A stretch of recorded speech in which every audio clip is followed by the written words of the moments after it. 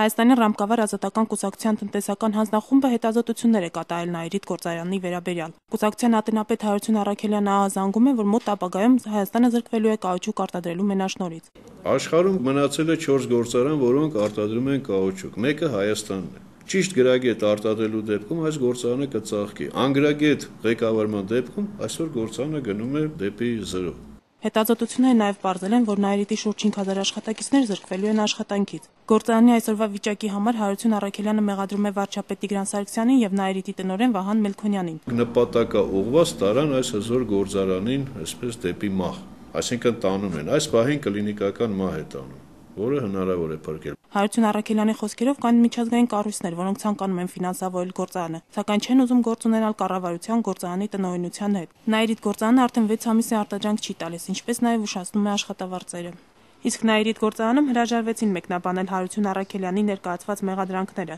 դա համարելով արժանապատվությունից ցածր։